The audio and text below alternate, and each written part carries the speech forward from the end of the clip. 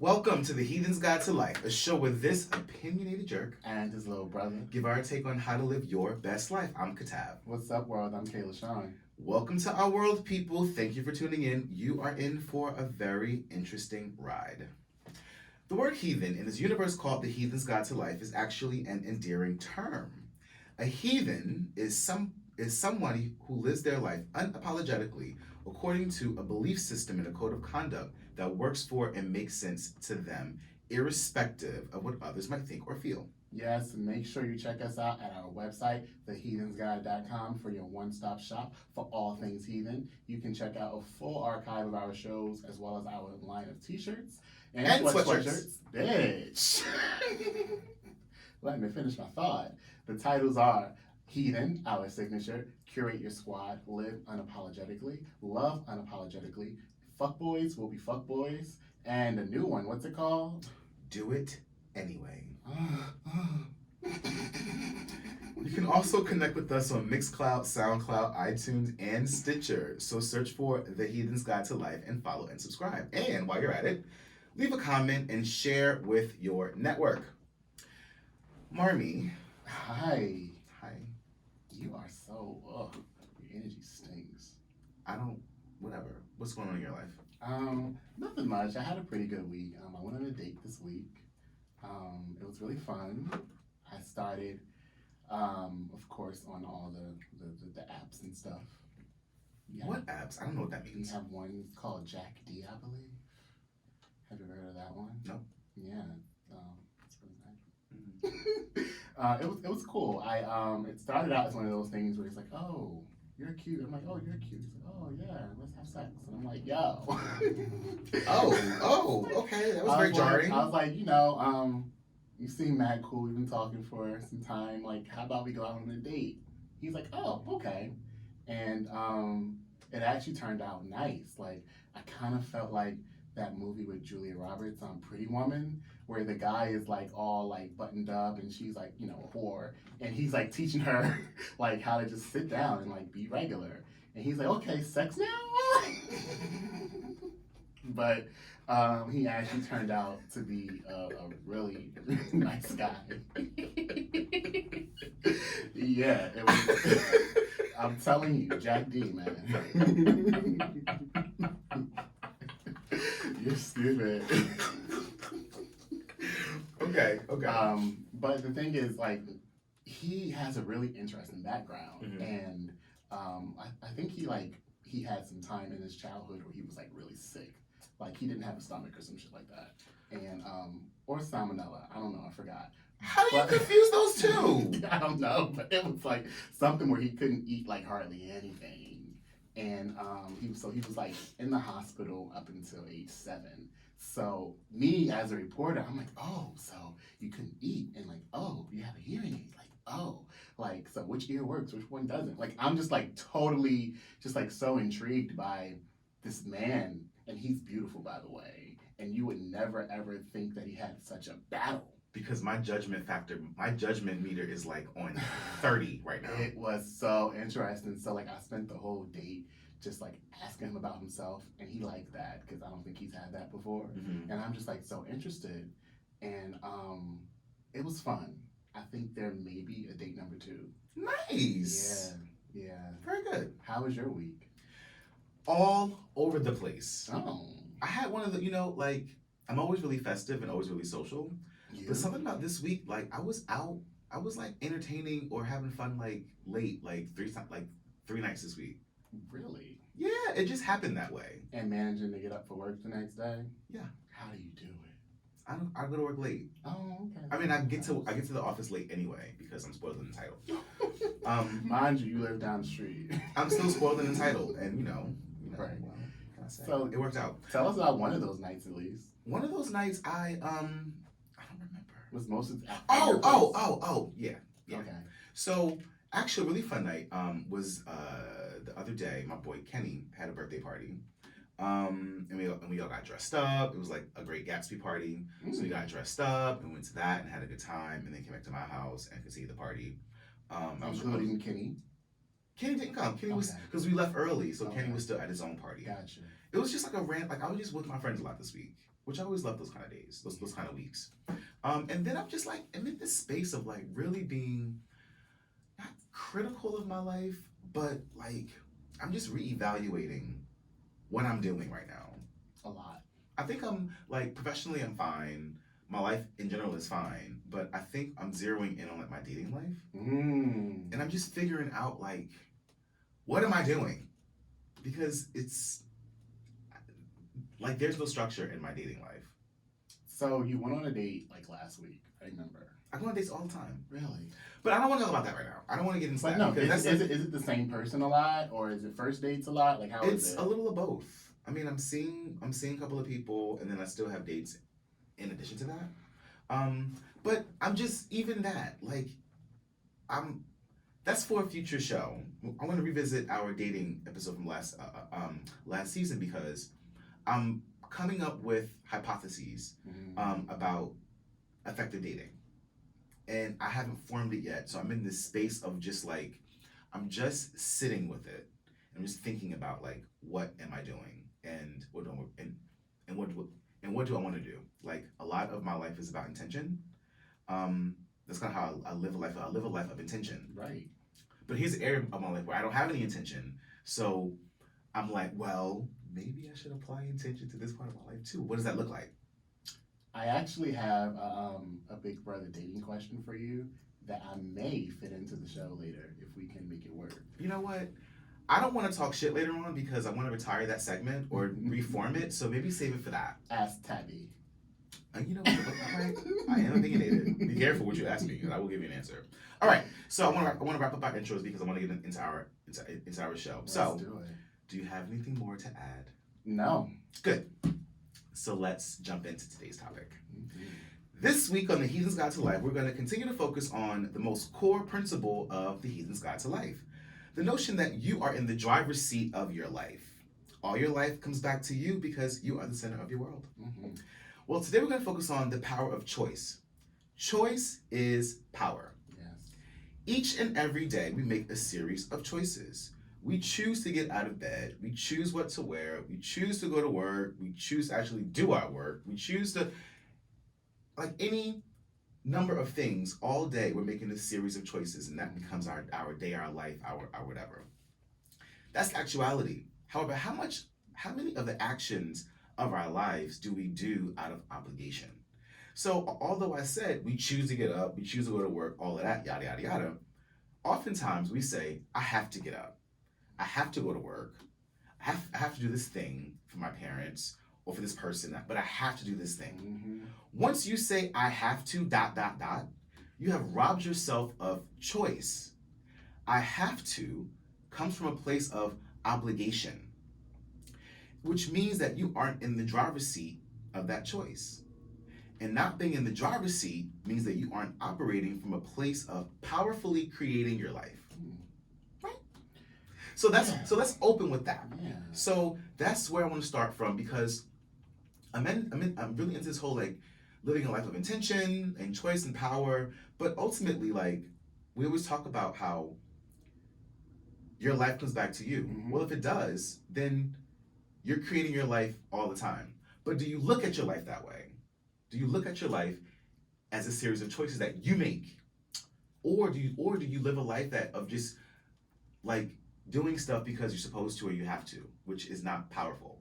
You know, I would like for this to be one of those shows where we just kind of like chew the fat about a topic without really having any real motive. Because for me, I just want to know more about this concept of yours. 'Cause I don't always live my life like that.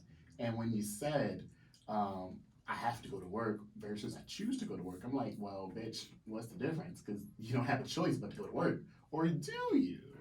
Like, what's the alternative if you Not going to work. Don't go. But then, like, you have consequences. Well, then it's still a choice. Do you choose? But either way, yeah. It's all about like perspective, right? Mm-hmm. So if like when I say I choose to go to work, yeah, all right. I'm actively making a decision, making a choice to go to work. Right. So I'm creating that. It's powerful. And I'm doing it because I want to, because I chose to. But if I have to, I don't necessarily want to. But who really wants to like work their life away? So I'm using that as an example, but it starts with, you know, I'm using something that's simple and kind of like granular, Yeah. but that's like a microcosm of like our life. Mhm. It's really about our life. Mhm. I'm using work as an example. Um, I the whole thing about like being a heathen is like living a life that you create, living a life that you want to live, and you can only live a life that you want to live if you direct it, if you create it, Yes. if you Yes. make a series of choices on who you want to be, how you want to be, what you want to do, how you want to look. Like everything is a choice. Yes. Now, on a broader scale, I do live my life like that. I never zoom in to think about those little things, that the have tos versus the want tos, because that gets too it's too much for me to think. But like that. when you think on a macro level, Yes, macro that's is just a series of micros. true. So if you when you think, I mean, yeah, I can't say that every minute of my life do I feel like I'm like actively creating my life. That would be I a think very powerful place to be. it is, but but I certainly strive to be that way. I Yes. strive to do that, and the more I think about it and talk about it, the more I refine that perspective, Mhm. right? Mhm. So choices, I choose my actions. I choose what I want to eat, what I want to wear. I chose to look this way today. I chose to wear this sweater. It was very intentional. I chose to grow my beard out again. I chose to I chose this. However, I could have just threw something on. Oh, I have to go to the studio today. I have to get up. And this a place of like, there's a heaviness to that. That's me. That is so me. It's a heaviness. And it makes you kind of dread doing it because you feel like you have to. And it really is just a mind shift. Everything's a mind shift. Yes, I can agree with that. But on a broader scale, I years ago when I watched the movie and read the book The Secret, which I think we've talked about this. You haven't read it, you should read it, because it's all about the power of choice, and how when you put your mind to something and you kind of match that vibration, you kind of get what's already in that vibration. So if you're in the vibration of happiness, you choose to be happy, then you're gonna match up with things that are happy. Perfect transition to the next point that I want to make. Word. What is it? Choice informs intention. All right. I fuck with that. I fuck with that. So, you know how when you're in a certain mood, you're in that mood. Cool, and nothing that anyone does or says will break you from that mood. Mm-hmm. That is a choice. Mm-hmm. It's a choice to stay in that mood. And even if you claim that someone did something to you to get you in that mood, you still chose to be there and stay there. Yes. By making the choice to stay in that mood, you've effectively set your intentions in such a way that every action, every thought, every perspective will reinforce your choice to stay in that mood. Mm-hmm. And the only way to get out of that mood is to choose another one. It also takes away your power, because now you have external factors that are regulating what's inside of you and how you're acting and how you're moving because of something someone else did.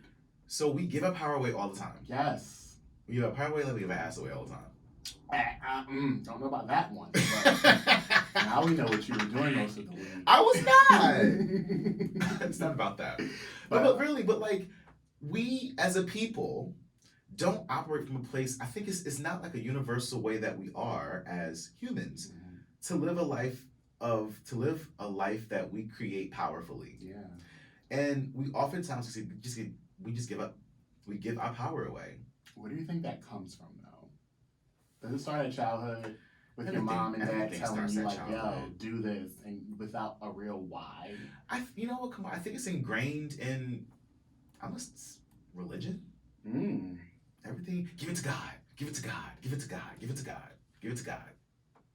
So, like, how often do we say, you know, I'm just here. God will direct me. Well, I mean, to some degree, but maybe I will say that God orders my steps, but like I choose to take steps. Do you say that? I do. There's a song. You know that song? Order my steps in your words. I did not know Please this. order my steps in your words. Is there a playlist that song is on or something for you? No, I sang it in chorus when I was in high school. I love this. Thank God for Miss Boxley. I love this. So like we give up highway all the time. Yeah. But I've been like this. I've really been sitting in this like living a life of intention, living it powerfully. And it starts with mood, but then think about it on a more macro level. Like I choose to be who I am. Yes. Like my perspective about life is that I create my life. I'm in the driver's seat, and that opens up all kind of possibilities. It opens up my temperament, like my choice to live, my choice to be Katab the way Katab is. It informs my temperament. It informs the fact that I'm always happy. I have a pleasant disposition. I'm rarely, I mean, I'll get annoyed at little things, but I get right past it real quick because I choose to be happy. Right. I choose to be productive or progressive, whatever it is I choose. And when I recognize, and the thing is like, once you put yourself in that mode, things happen, like moody and things like, happen in our life. But once you bring it back to, but wait a minute, I'm in the driver's seat of my life, then you have all the power then to create something different or take yourself out of it. I think that once you kind of sit with that, absorb it, there's nothing more freeing than realizing that no matter what's going on, you have the power to pick, choose, and refuse. And that's the type Pick, choose, and refuse. Isn't that the key Pick, to life? Choose, and refuse. And like you end up noticing that it's a type of freedom that you can't get from anything else. No matter what's going on the outside, I do have a choice to either participate in this or not. And even going back to the work example, you do have a choice to be like, yo, fuck it, I don't want to go to work. I'm going to live the life of a bum. You know what I'm saying? Or even at work, right? I had a shift at work. I was just kind of like doing my job, middling, getting stuff done. I got stuff done. I do cool work, but like, I wasn't like powerful in my position. Once I had a shift in my mind that, I'm going to do this damn thing, my productivity skyrocketed. I went and I started like going after certain kind of things. And all it was a mind shift. Nothing, I still had the same job with the same people around me, the same boss, all the same stuff. But like my mind changed. And once my mind changed, my intentions changed, my actions changed. Like everything that we do starts with intention. Whether you recognize it or not, your intention informs the rest of your life.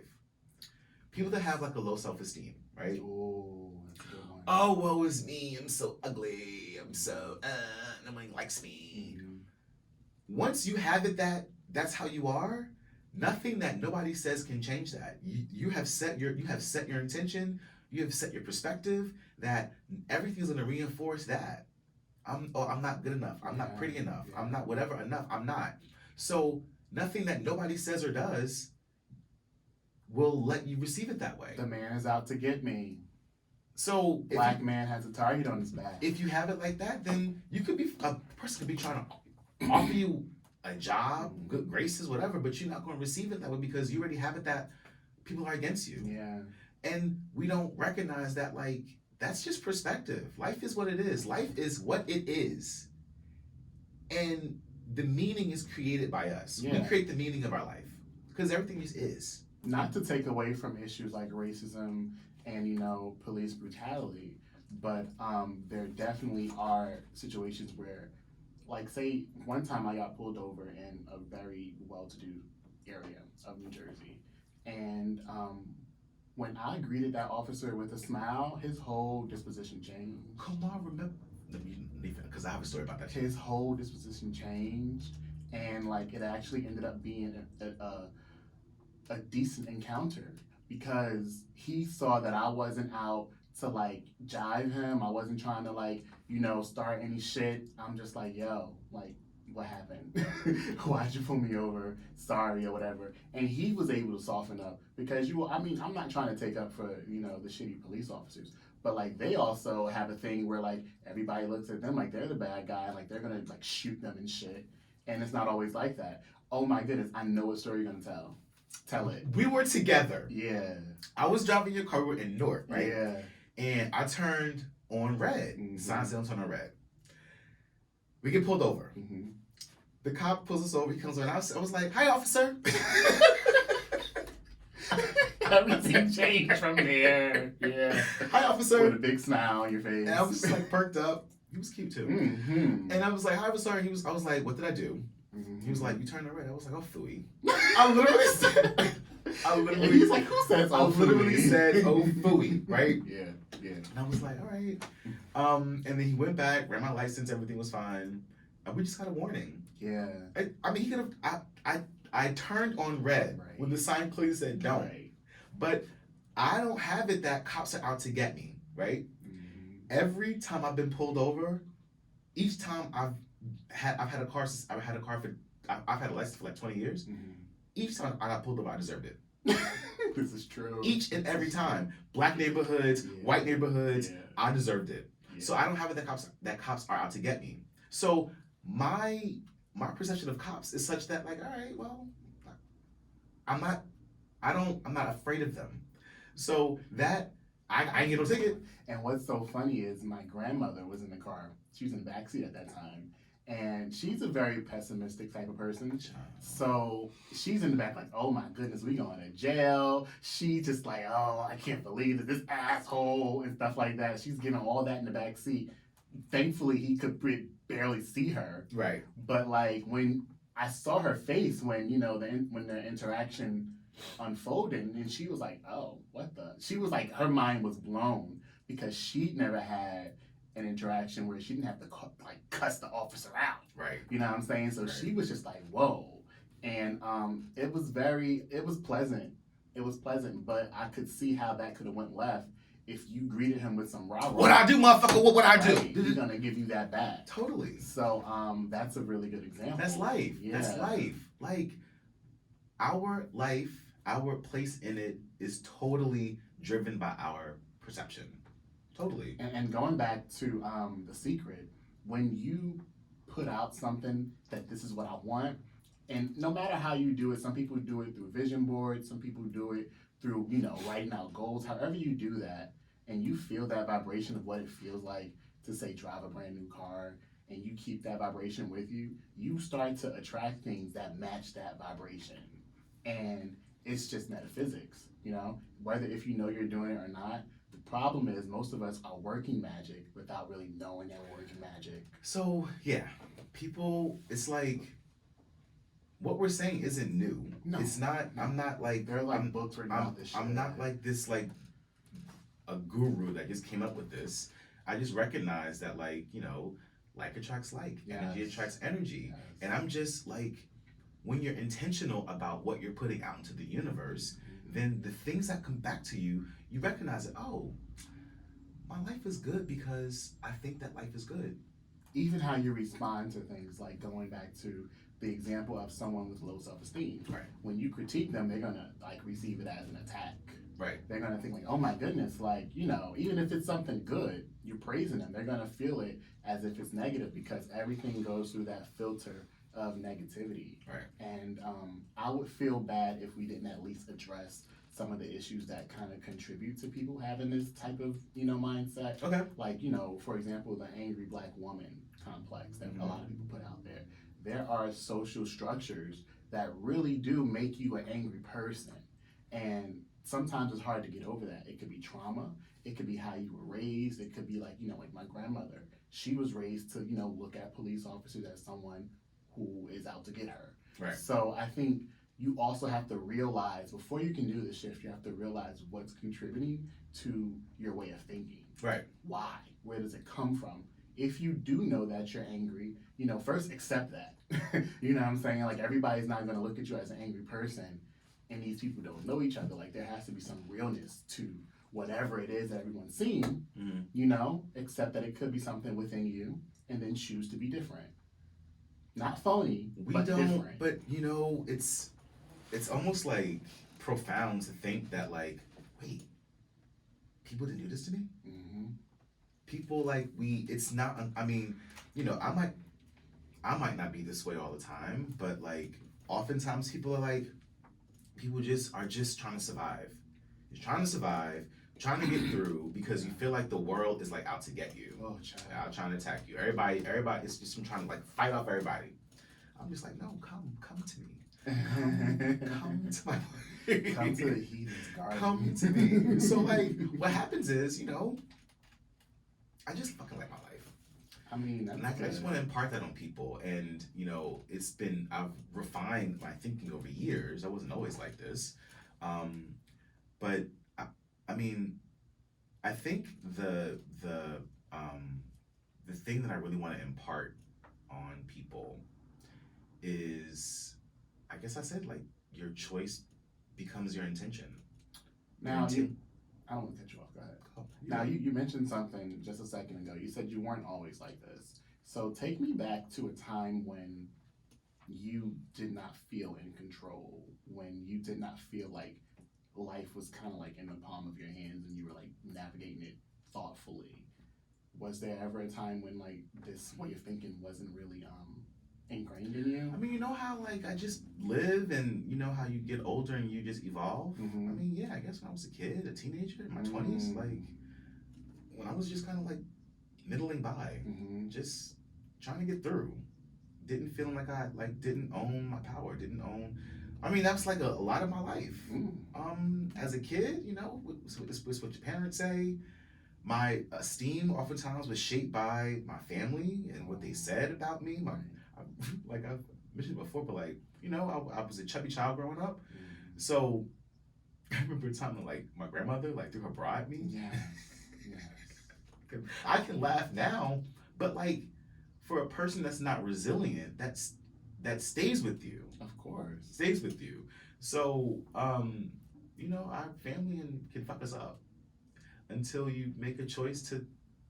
Actually, I can say make a choice, but oftentimes it's like who came into my life and showed me this way. I was blessed with people that lived differently, and I admired it. It started with our aunt, and then from that, I just met other people that had a certain kind of life, a certain kind of perspective, a certain kind of like way about them that like I was attracted to. I guess because I was open to I was open to something else, right? We all just want to be happy. Just want to be happy at my core. So I'm always drawn to things that make me happy. And so I'm drawn to things, but also like happy people like have an energy about them, a magnetic energy that you want to just like be around and learn. So that's what has happened. And so from my own experience, my own insight, I've just evolved to where it is now. And by no means am I like always like happy-go-lucky. Hell no. I'm a moody, shady ass motherfucker sometimes. Because it's fun. It is fun. Duality and all that. But at my core, there's a light that radiates from me, and I recognize it, and it attracts certain people, experiences. Like I'm going on vacation next week. Nice. I don't know. I feel like I don't it's my perspective this is just one perspective that's part of my larger way of being. So many principles. So that's why like with the Heathens guide, some things is kind of like the same at its core. Like, it all comes back to you, you're the center of your world, and now the power of choice. And so it's all centered on kind of a similar kind of like founding point. And it's just like different branches of it. Yeah. So there are many other areas of my life that contribute to kind of where I am. And I just like to share it. And for me, I like to think about new ways to kind of tell a similar story, because every time you tell the story differently, it kind of reaches another person, another area, and I never get tired of talking about manifesting your goals and, manifesting the type of life that you want to have. And there have been times when I felt like my light was a little dim, and there have even been times when I didn't really know what to pray for. But what I always manage to work in to any prayer that I do is kind of just like, yo, God, like, let me be in tune with what's for my highest good. Let me go out in this world and reach, the greatest potential that I can for today. I make a choice to kind of be my best self for that day. Mm-hmm. You know what I'm saying? I think sometimes we get a little dragged down by trying to be our best self all the time, and we think about best self as like this deity that has everything together. Right. And I'm like, I just want to be my best self for today. What does today's best self look like? Sometimes my best self is dirty with stink breath, and I'm tired. You know what I'm saying? But it's the best I can do. It's what it is, right? And it's intention. Like, I made a choice to fucking stay in bed all day and not wash my ass and brush my teeth. And sometimes that feels really good. That's what that was part of my yesterday. You know what? For a weekend, it's okay. The worst part about that is like when you gotta have company later, or when you have to actually do something. Yeah. And you're like, how do I tell this person I don't feel like showering today? Like, how do I like be real? You would take it there. Come on. I'm just saying. There have been times when I've had a friend come over and I'm like, yo, I'm sorry, but like, I'm not. If I had a shower, I'm not doing it. Like, so we need to stay in this apartment where we can be like in a safe place, because today just ain't the day. Yeah. Like, your best self is yourself. Right. And it's a choice to be your best self. You know what I'm saying? Like, and to not let other things kind of like drag you down. And of course, like we mentioned earlier, there are some things that you just cannot control. But it's about, even with those situations, you can't control other people. You can't control other like circumstances, but you have total and complete control over yourself. Yes. How you operate, how you see things is totally in your control. Mm-hmm. And a thing is a thing. A thing is a thing. This is, I have a cup of coffee right here. Yeah. It is that. I can see this as this delicious morsel of goodness, mm-hmm. or I can see it as like dangerous caffeine. Yucky black with no sugar. And it's still a thing that's sitting here. Yeah. It's about how I choose to look at it. Yeah. And that's at our core what we're saying, right? Mm-hmm. Life is life. Things are things. People are people. And whatever meaning you make is your choice. Whatever meaning you make about the life around you has everything to do with you and your perspective. And if you can harness that, then you can create the kind of life that is like epic and powerful, mm-hmm. and whatever it is. Not everybody has to have a big old life with a lot of people. You can have a simple life that's yours, because that's what you want. And you know what? It's funny that you say that, because you love to tell the joke about me not having any friends. Because you don't. But it's intentional, and I choose to be one of those people that lives a simple life. And you don't have hair as long as yours if you're simple. Well, it's a facade. It's how I want to be seen. I'm glad you finally said it. I've always said it. You finally said it. I've always said it's a facade. It's how everything about your outside is a facade. Lies. I mean, it's what? How is it not?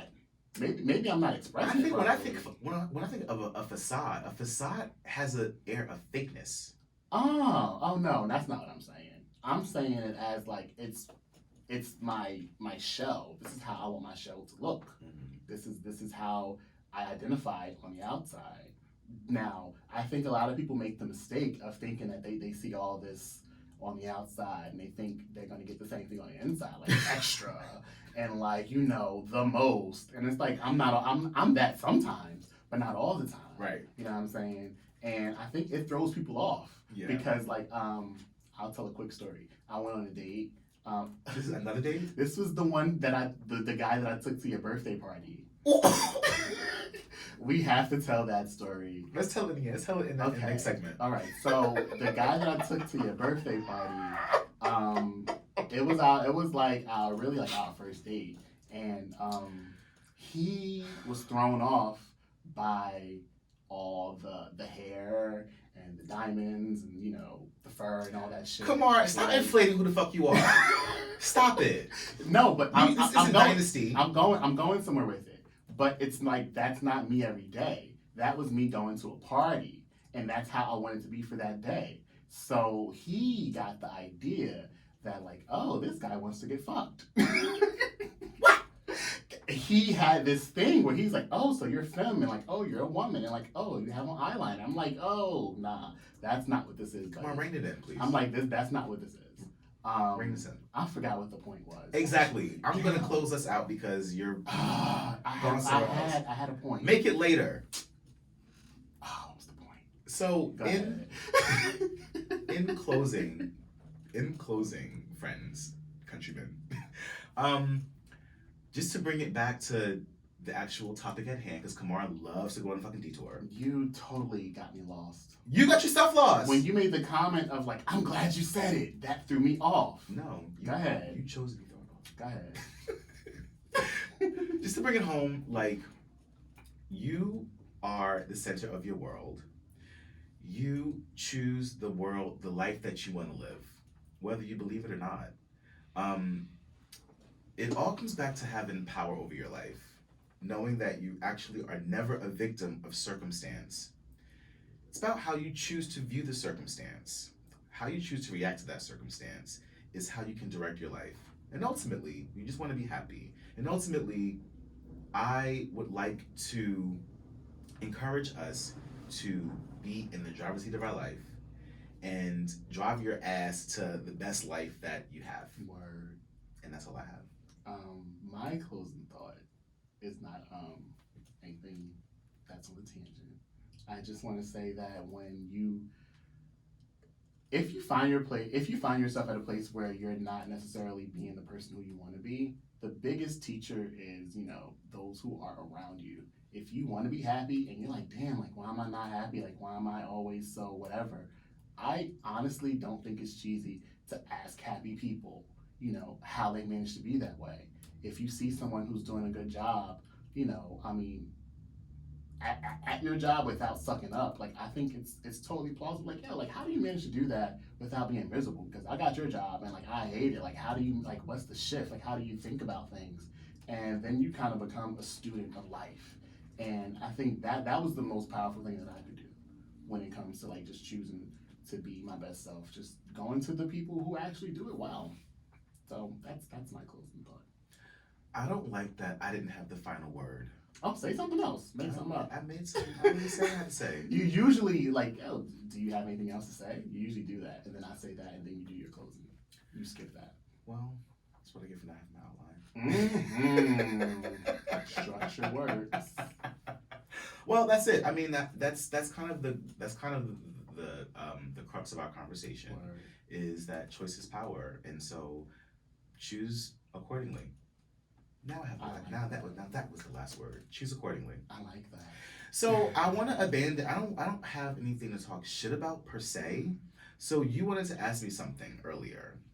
So yes. Ask a heathen. Ask a heathen. And be careful what you ask me because I'm going to have an answer. All right. So I'm gonna try my best not to make it too specific, but one of the things that I have noticed about my heathen self is that when it comes to others and how I want them to act, I may not always reflect that same action in me. What do you mean how you want them to act? That's the first problem. So like there's a person in my life and I'm like, yo, I don't want you doing, X, Y, and Z. I don't like the fact that you look at other guys or whatever. Let's just to say that. I don't like the fact that you look at other guys in their butts. How about you say that? And he's like, okay, but you look at other guys in their butts. And I'm like, I can't explain. Because you're a fucking hypocrite. That's what I want you to say. Get over yourself. How dare you? How dare you? How dare you? That's what I want. That's what I'm. You know what, Kamar? I met somebody who listened to our podcast, and the conversation that we had last season, when I attacked you about being celibate in your relationship, which I still hold true to that. Lord. He was like, I was actually on Kamar's side about having agency over your body. Mm-hmm. Well, you don't got agency over nobody else. You don't. So how? So you can make a request of somebody. That's what I did. But you can't expect them to do it. I expect you to be on time. And I was today. You were. Because I was getting your fucking coffee. That's the minutia of it all. But I get you. I just think that, it doesn't make sense to me to expect somebody to behave in a way that you don't. But see, that's what my friend and I were kind of like talking about. I'm like, yo, so it's really controlling, actually. This works, but what I'm saying is, what I do works for me. I think we get fucked up when other people are doing something that works for them, but they're like, oh no, I'm going to do it this way instead because this is what you do. And I'm like, it shouldn't be like that. Like, if we're in a relationship and I want to have my side of the relationship open, okay? You don't, because you don't believe in that, but you support it. There are relationships where you have an open side and a closed side. Those two agree on that. That's because they're different. This is a thing. Open-ended. It's something. A thing when you create it. Right. When you co-create it. But the reason why I brought that up is because you have people who are different. And imagine if those people in those relationships were like, well, I'm going to get me a boo on the side because you have one. Even though that's not who you are at your core. Right. It's like, that's why. That's not living. That's not powerful. That's reactionary. That's what I'm saying. And with the example of, dude looking at other boys' butts, it's like, well, do you just do that because I do it? Like, if I don't want you doing it, and I feel a way about it, and it's because I actually have a stance on it. Actually, come on, that sounds very controlling of you. Who the fuck do you think you are to tell somebody what to do with their fucking eyeballs? Imagine if I told you the real scenario. You know what? But this gets to the core of it, though. This gets to the core of it, and that's why I wanted to kind of get your advice on it, because I do kind of tend to look at things from my own little perspective, my own bubble. You are such a Scorpio. Oh shit! You are such a fucking Scorpio. To fix your mouth to say, I could do something, but you can't, infuriates me.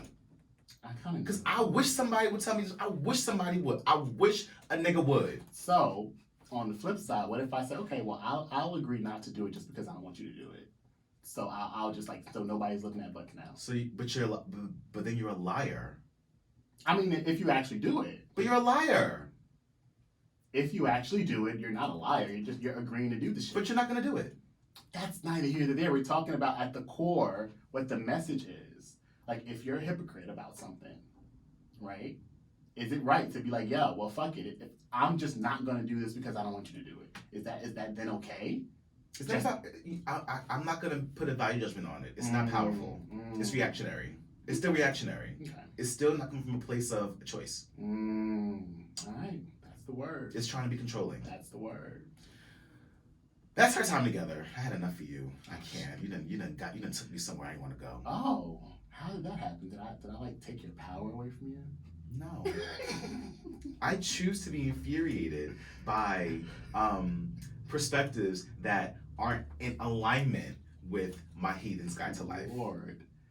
And the worst thing just happened. I remembered what I was going to say when I went on a tangent. Right? Tell me after the show. I will. Okay. Well, that's our time together. This was fun. We hope to not only entertain you, but to provide you with a new or different perspective about the various topics we discuss. Join the conversation and share your thoughts on today's topic. Yes, and also be sure to look us up on Facebook. Just give us a search for it, The Heathen's Guide to Life, and like us, and follow us. And on Instagram, it's at Heathen's Guide, no apostrophe S. Make sure you go to our website, theheathensguide.com. Sign up for the mailing list, check out the archive of all of our shows, and buy some Heathen merchandise. And also, look us up on Mixcloud, SoundCloud, iTunes, and Stitcher, and like and subscribe. And while you're at it, leave a comment and share with your friends. Tune in next week for another episode of The Heathen's Guide to Life. Yeah, bye. I have to tell you what the fuck I was going to say. It was going to be such a good thing. I'll tell the people. So, when I went on that tangent, what I was thinking was, you said a word. You were like, you can't control other people. And I think that's really where we really do get shit fucked up. It's like when you do try to control other people and then that makes you unhappy. Like with my example of, dude looking at butts. It's like, I really felt the way because it's like, damn, this is something that's out of my control. all I can do is like make a request. They can say no, and now I'm affected by it. You know what I'm saying? But I think I Go ahead. question if it's really a request. If what you really want is a certain kind of answer, it's not really a request then. It's a directive. Well, you know you can't direct people to do anything. Try. I don't have the strength for him. Nah.